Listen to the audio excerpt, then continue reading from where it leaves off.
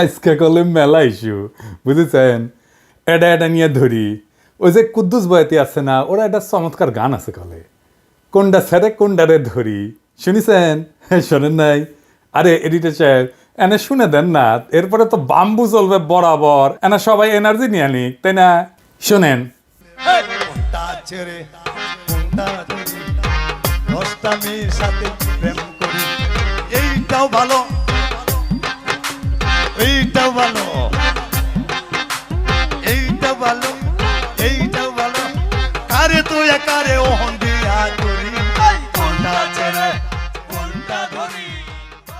গানটা ক্যাঙ্কা ভালো না? এনার্জি আসিছে না? হ্যাঁ, কুদ্দুস বয়াতি কলে আমার খুব প্রিয় শিল্পী, বুঝছাও। এবার আসেন প্রথম ইস্যু। আমি গতকাল কইছিলাম না যে আগাম নির্বাচনের ইন্ডিয়ার ইস্যু, বিনা সিকরি কি বলেছিল? দেখান তো এডিটর সাহেব, আবার দেখান। The political parties of Bangladesh are saying this to Mohammed Yunus. Elections first. The reforms are to be done only by an elected government. This is business. ঠিক তার পরদিন বলল ভারতীয় সেনাপ্রধান যে 5 তারিখ নাকি সারাক্ষণ সে ওয়াকার সাহেবের টাচে ছিল।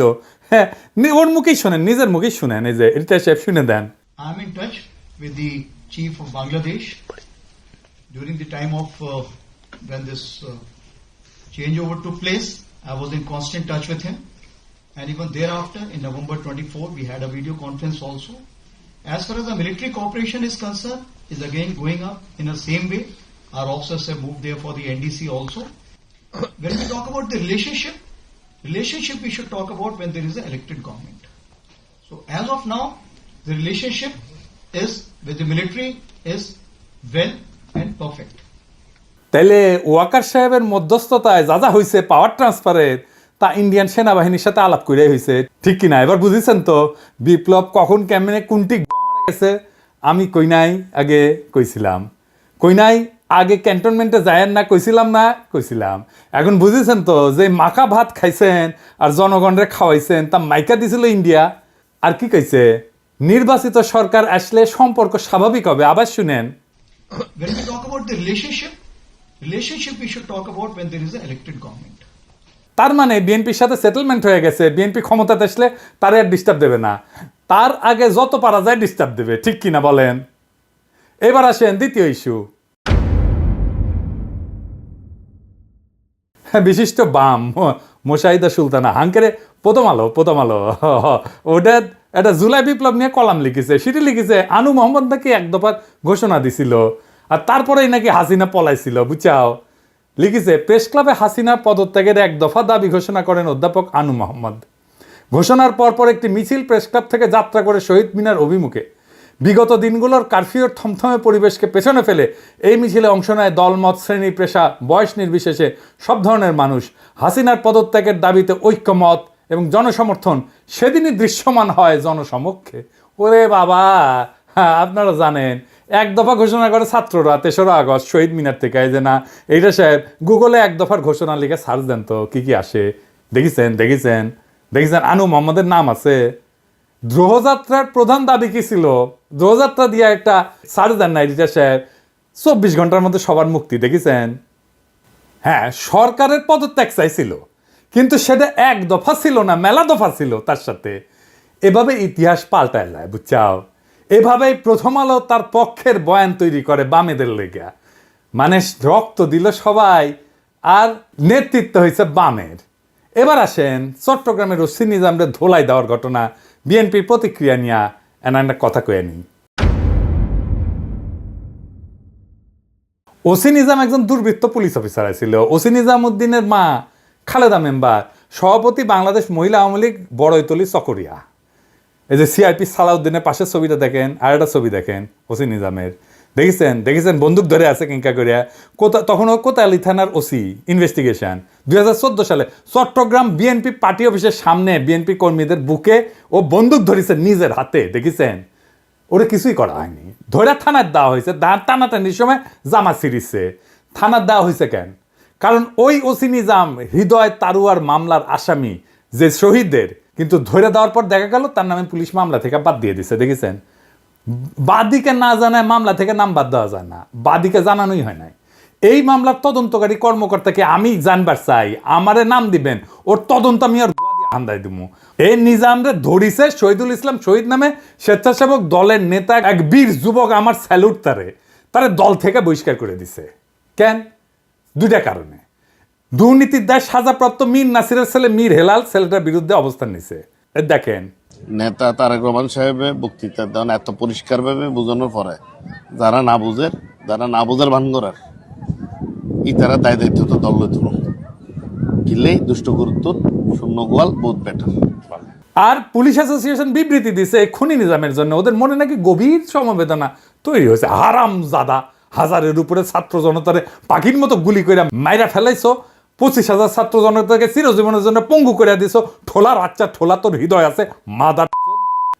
ওই শহীদুল কি বলতেছে শোনেন, যে আমার ছেলে দেখতে দেশ নাই। শোনান এডিটর সাহেব। আমি আমার বাচ্চা দেখতে পারি নাই, আমি আমার বাচ্চার মুখ দেখতে পারি নাই। এ হচ্ছে হোসেন আদম, সাদত ভাইকে যে লাঞ্ছিত করেছিল, আমাদেরকে লাঞ্ছিত করেছিল। জামাতের নেতাকে ধরে শিশু সন্ত্রাসী বলে চালান দিছে 3-3 বার। তার দোকান লুটপাট করিছে। বউ বাচ্চা গেছে দেখা করতে, বাচ্চার 104 ডিগ্রি জ্বর আসছিল, দেখা করতে দেন, সারা রাত ওই বাচ্চাটারে বসায় রাখিছে। আলিয়া মাদ্রাসা ক্লাস 8-এর ছাত্রের ধরে নিয়ে গেছে, পরীক্ষা দিছে বাচ্চাটা জেল থেকে। এখন ঠোলা অ্যাসোসিয়েশনে হৃদয় বাইরে হয়েছে শালা, 14 জেনারেশনের জাউরা শালা। বিএনপি ভাবিছে ঠোলা দিয়ে ইলেকশন করাবি, তাই পুলিশের করতে গেছে বিএনপি। এখন এই শহীদুল ইসলামকে নিজাম সাইজ করবি। এই নিজাম, শহীদুলের যদি কিছু হলে না তো ঠ্যাঙ্ক এটা ভেজে খামু কলে আমি। শহীদুল, তুমি ছাত্রদের নাগরিক কমিটির জয়েন দাও, তুমি উটি নেতা হবা। তোমার বীরত্বরে স্যালুট আমার। নাগরিক কমিটি করছি, যেটি ইনকা স্পিরিটেড বিএনপির তৃণমূল কর্মীর সাথে বেইনসাফি করবে বিএনপি না তারই নিয়ে নিবা। ওই যে ইসকনের নামে মামলা করেছিল না যে বিএনপি নেতা, তাকে নিয়ে নাও। ওই চট্টগ্রামে হিরোইক ইমেজ তৈরি করতে পারবি। এবার আসেন মিজানুর রহমান আজাহারির তাফসির মাহফিলে গ্যাঞ্জাম নিয়ে কথা বলি। সিলেটে যেভাবে মিজানুর রহমান আজাহারির ওয়াজের শেষে হট্টগোল করে বন্ধ করে দেওয়া হয়েছে, তাতে আমি হতবাক এবং ক্ষুব্ধ। শুনেন তার কথা, শুনেন শেষ দিকের কথা। এই জায়গাটাতে এরকম কেন হইলো? শুরুতে তো এটা ছিল না। এখন আইন শৃঙ্খলা বাহিনী তোমাদের সাথে লাঠিচার্জ করবে, ধাক্কাধাক্কি করবে, তোমরা আমার সাথে এটা হবে এরকম? তোমরা তো ব্যথা পাবা তো। বসো না, সবাই বসতে পারলে তোমাদের কি? বসো। এটা আমি এখন পরিকল্পিত কিছু হতে পারে এই ধারণাও করতে হবে আমাদের।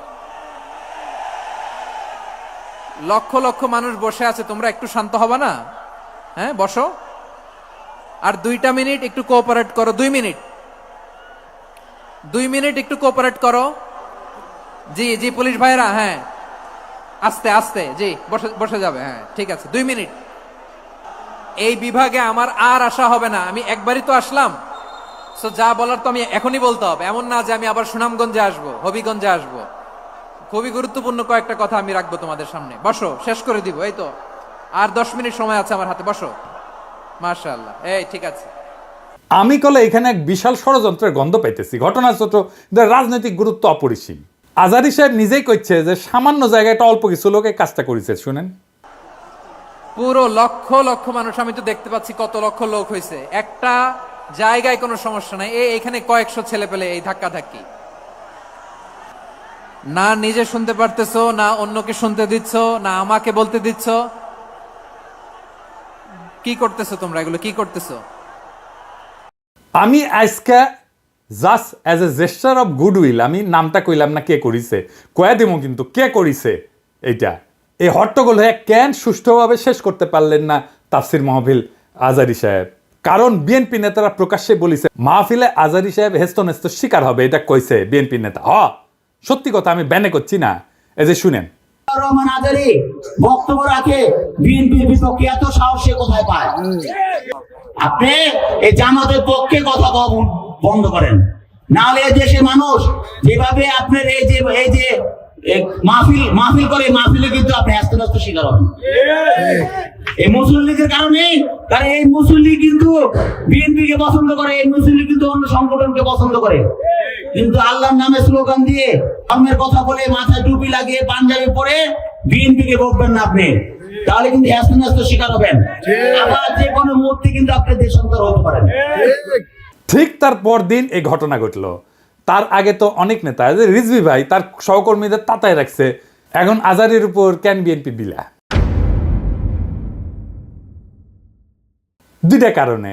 এক, বিএনপির তো জমায়েত করতে টাকা খরচা হয়, এমন কোনো বক্তা নাই যার বক্তৃতা শোনার জন্য লাখে লাখে মানুষ যাবে। খালেদা জিয়া বা তারেক রহমান আসলে যাইতে পারে, কিন্তু দেশে আছে এমন কোন নেতার বক্তব্য শুনতে এখন আর যাবে না লাখে লাখে লোক।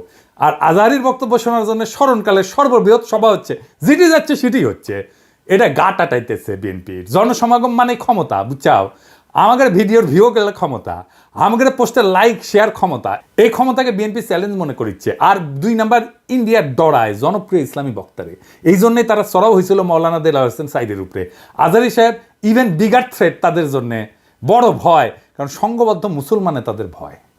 আজহারী জামাত করে না, তার বয়স কম, তারা যুদ্ধাপরাধী বানাইতে পারবে না, চমৎকার কথা বলে, আধুনিক মননশীল, অপূর্ব সুন্দর গলা আর চেহারা মাশাআল্লাহ, ইংরেজি বলতে পারে ভালো। এইরকম একজন দায়ীকে কোনোভাবে টলারেট করবে ইন্ডিয়া? করবে না।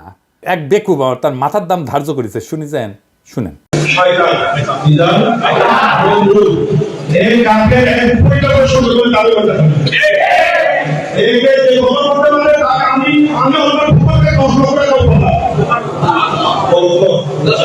দেখেছেন তার জানের উপরে উঠে গেছে।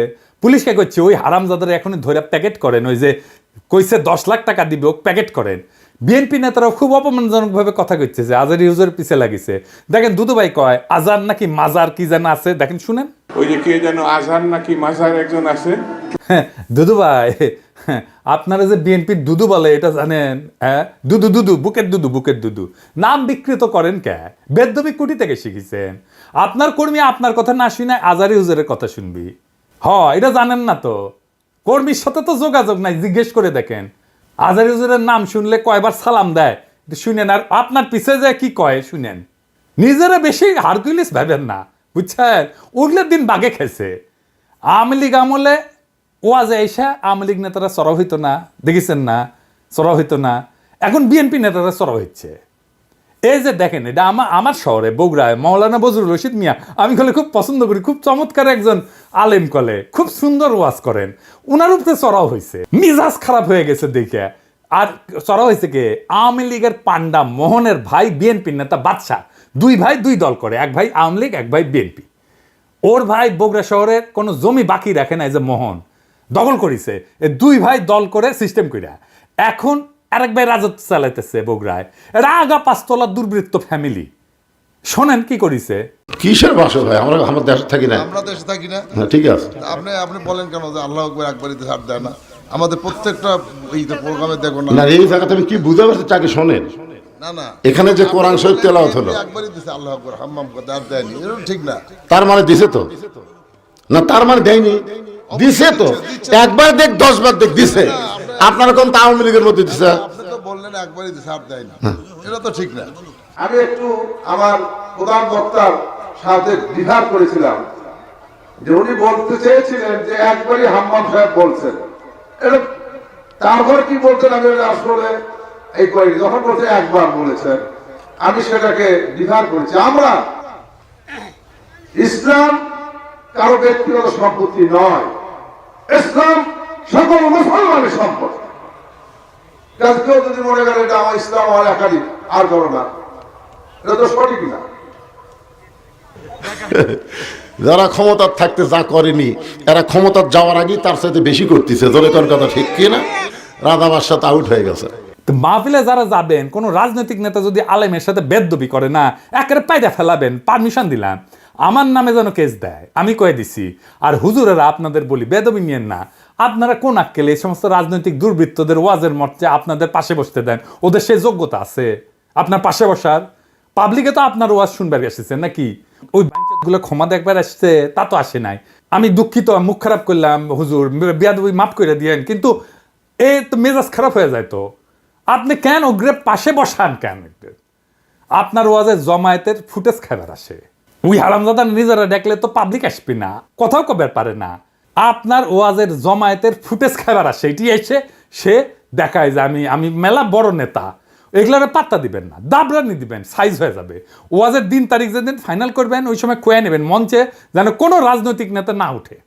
এই হারামজাদাগুলো সেকুলার সাজে কয় যে ধর্মকে রাজনৈতিক উদ্দেশ্যে ব্যবহার করা যায়। তুই উঠিস কেন ওয়াজের ইয়েতে? তুই রাজনীতি করিস তো, তুই ধর্মকে ব্যবহার করিস কেন তাইলে? তুই উঠিস কেন ওয়াজের স্টেজে, মঞ্চে? কোনো রাজনৈতিক নেতাদের বক্তব্য দিতে দেওয়া যাবে না। ওরা কয় না নির্বাচনে আসেন, রাজনীতিতে আসেন, কয় না। হ্যাঁ, এই যে দুদুভাই কইছে, এই যে শুনেন, ভাইরে রাজনীতি করবেন স্বনামে আসে, আড়াই লাখ লেগে রাজনীতি করেন। এবার কইবেন তুই এটা ওয়াজ কর, নিজে নিজে কর, দেখি দেখি হাউ মেনি প্যাডিতে হাউ মেনি রাইস, পারিস নাকি দেখি। আগামীর বাংলাদেশে রাজনৈতিক দুর্বৃত্তদের ঠাঁই নাই। হাজারো ছাত্র জনতা এমনি এমনি তাদের জীবন দেয় নাই। আমরা নতুন রাজনীতি চাই, আমরা নতুন কণ্ঠস্বর চাই, আমরা ফ্রেশ জিনিস চাই, সেকেন্ড হ্যান্ড মাল না। ইনকিলাব জিন্দাবাদ।